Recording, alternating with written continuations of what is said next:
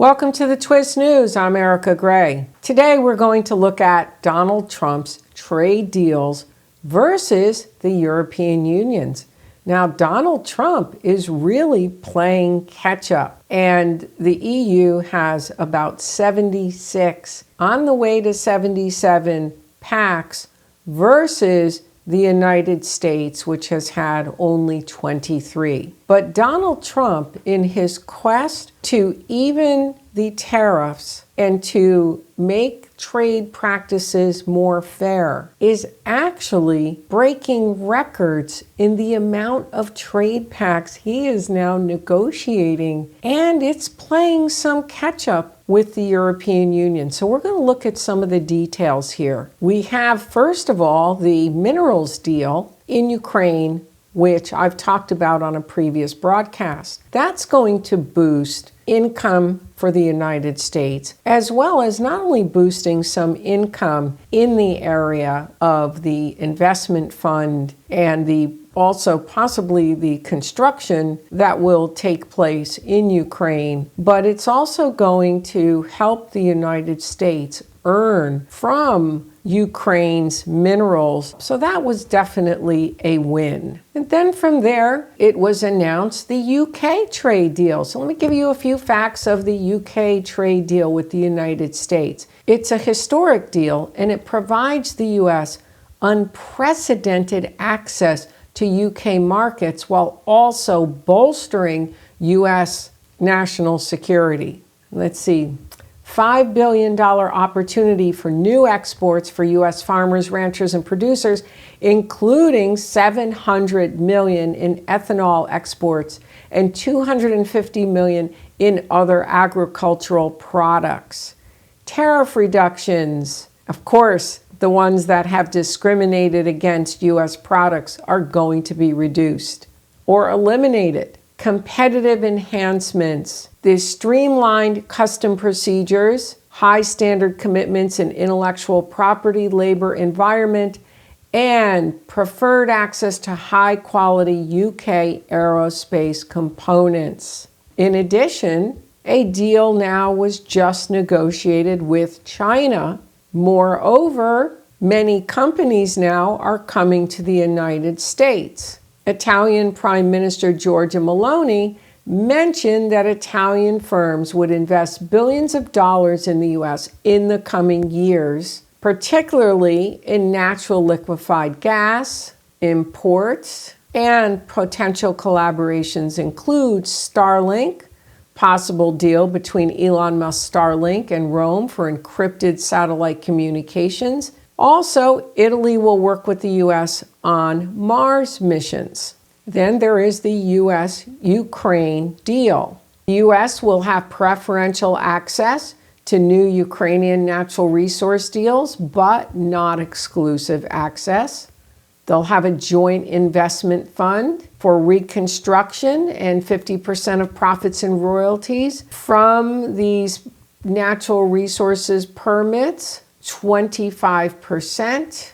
In addition, the U.S. is negotiating with 17 major trading partners with around 15 countries for 97 to 98% of the U.S. trade deficit. Specific countries include India, Japan, which is the first country to sign a trade agreement to lower trade tariffs, South Korea. So this is significant for the United States and is definitely going to boost the U.S.'s GDP and make the U.S. stronger. Not only that, it is going to be bringing manufacturing to the United States. And some would wonder, well, what about the cost of the labor in the United States versus China or other countries? It's actually only about an 8% difference because other countries have now come up in their wages. So this is going to be a win for the United States economy. Now, is it going to eliminate the other issues in the United States? No, it won't. It won't eliminate the deficit, although Trump is working on the deficit And we also see DOGE eliminating a good deal of government waste. So that's an area we can expect to see Trump working on. So Trump is, in fact, making the United States stronger.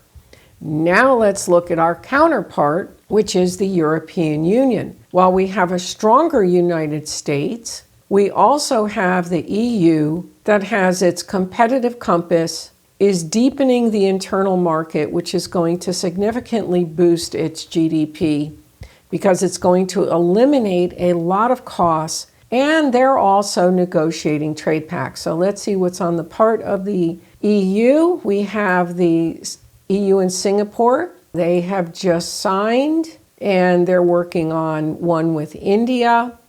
They also are courting China, and there definitely is a real competition. Now, the US-UK trade deal is fantastic. The US mineral deal, which gives US preferential access to Ukrainian natural resources, including rare earths, lithium, titanium, and uranium, and its potential deals with India, Japan, and South Korea. We see that the EU, in contrast, is working with the Asia Pacific and Latin America. The EU has pursued trade agreements with countries in these regions to counteract US protectionism and hedge against transatlantic volatility. Hedge, I like the way that they said hedge, because I've been saying that the EU has been hedging its economy for about the last 3 years. Now it's written that as a hedge. Singapore Free Trade Agreement, other trade agreements. And the U.S. approach is bilateral agreements leading to fragmented trade relationships, where the EU approach is an emphasis on multilateralism, accelerating deals with Asia Pacific and Latin America to diversify trade partnerships. The EU is negotiating its trade deals to deal with its, quote, U.S. protectionism,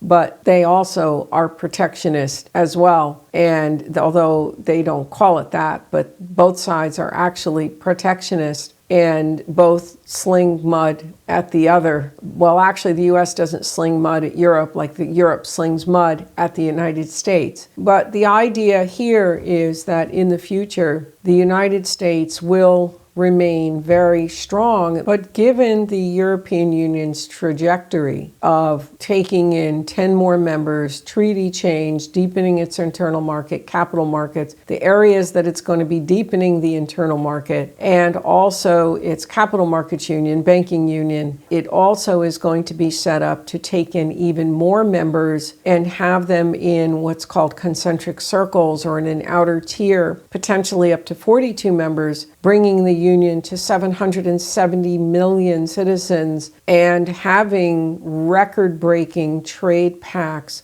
not only with countries but with regions. It is the opinion here that the European Union is going to overtake the United States. But currently, Ursula von der Leyen, the EU's Commission President, is really working very hard at negotiating a trade pact with the United States, because the United States accounts for 30% and the EU account for 30% of global trade. And a comprehensive trade pact with the United States would essentially put Europe over the top. But it would also be good for the United States. Yet in the future, we're still going to come a point where the European Union will be surpassing the United States, given its current trajectory and the numbers of its citizens, how it's eliminating the red tape for its companies to keep companies in Europe. It's just a matter of time. So you're essentially hearing here